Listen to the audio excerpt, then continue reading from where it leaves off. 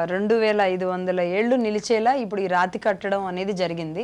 మనకి ఇప్పుడు వరంగల్లోని రామప్ప ఆలయానికిను ఇప్పుడు అయోధ్యలోని రామ మందిరానికి కూడా చాలా దగ్గర సంబంధాలతో ఇక్కడ మన తెలంగాణకు సంబంధించిన ప్రొఫెసర్ ఇచ్చిన ఒక డేటా అండ్ ఒక రిపోర్ట్ ఆధారంగా ఒక శాండ్ బాక్స్ సిస్టమ్ ద్వారా దీన్ని నిర్మించాలి. అంటే దాదాపుగా 45 అడుగుల లోతుగా దాన్ని నిర్మాణం అనేది విత్ శాండ్తో చాలా పటిష్టంగా జరగాలి అని ఆయన ఇచ్చిన కారణంగా మోడీకి అలాగే మందిర ట్రస్ట్కి కూడా పంపించిన సందర్భంగా వీరందరూ కూడా అదే నిర్మాణం తీసుకున్నారు. అంటే వరంగల్లోని రామప్ప దేవాలయానికి ఇది అంటే దాదాపుగా 2500 ఏళ్ల పాటు అది పటిష్టంగా ఉండడానికి కావలసినంత చర్యలు తీసుకున్నారు. ఆలయ ప్రాంగణంలో ఒక ధ్యాన వాటికి ఏర్పాటు చేసినట్టుగా తెలుస్తుంది. ముఖ్యంగా 27 నక్షత్రాల సూచికగా 27 మొక్కలను కూడా అక్కడ పెట్టారు.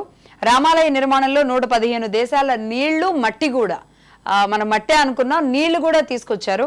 అలాగే శ్రీరామ నవమిన గర్భాలయంలోకి సూర్యకిరణాలు పడేలాగా డిజైన్ జరిగింది. మనకి ఎలాగైతే సూర్యనారాయణ దేవాలయం ఎక్కడండి మనకి శ్రీకాకుళం అరసవల్లి శ్రీకాకుళం జిల్లాలోని అరసవల్లిలో ఆనాడు ఏ రోజు అన్నది కరెక్ట్ గా రథసప్తమి రోజు కరెక్ట్ రథసప్తమి రోజు స్వామివారి పాదాలకి ఆ సూర్యకిరణాలు పడుతూ ఉంటాయి తాగుతూ ఉంటాయి. అది ఆ రోజుల్లోనే మనం ఈ రోజు సైన్స్ కొత్తగా వచ్చింది లేదంటే ఈ కంట్రీ కనిపెట్టింది ఆ కంట్రీ కనిపెట్టింది అని చెప్తున్నాము. ఆ రోజు మన సైంటిస్టులు మన ఆర్కిటెక్చర్స్ ఎలాంటి ఏ స్థాయి తలదన్నేలాగా ప్రపంచ దేశాలు ఎవరూ చేయలేనంతగా ఈరోజు చేశారు. కాబట్టి అటు రామసేతు ఒక బ్రిడ్జ్ అనేది ఈ రోజుకి మనం ఫ్లోటింగ్ స్టోన్స్ ని చూస్తూ ఉన్నాం. అలాగే హనుమంతుడి పాదాలు మనం చూస్తూనే ఉన్నాం.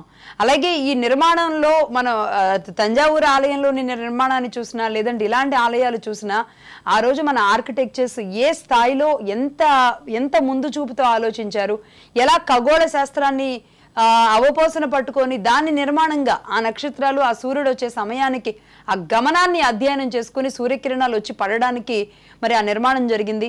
నిజంగా ఎంతమందికి మనం ఈ జనరేషన్ని తెలుసుకోవాల్సిన ఎన్ని విషయాలు ఉన్నాయని చెప్పడానికి ఇలాంటిదే.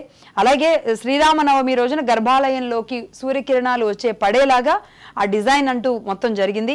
51 అంగుళాలతో బాలరాముడి విగ్రహం ఉంటుంది. 150 కిలోల బరువుతో ఉంటుంది.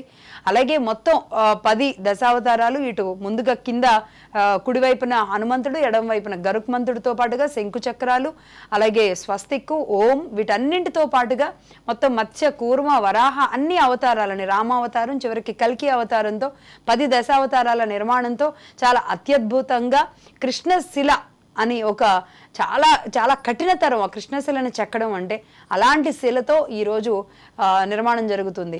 ఇక అలాగే 2వ అంతస్తు ఆ తర్వాత 3వ అంతస్తు 2025 నాటికి పూర్తి స్థాయిలో పూర్తవుతాయి.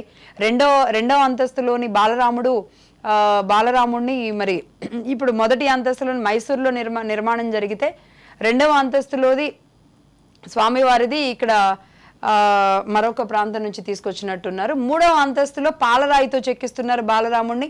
అది మాత్రం రాజస్థాన్ నుంచి తీసుకొచ్చారు. అలాగే 3 చోట్ల కూడా 3 ఫ్లోర్లలో 3 రకాలుగా బాలరాముళ్ళు 2025 నాటికి పూర్తి స్థాయి నిర్మాణంతో దర్శనమిస్తారు. ప్రస్తుతానికైతే ఇప్పుడు ఈ నిర్మాణం జరుగుతున్న పరిస్థితిని మనం చూస్తున్నాం.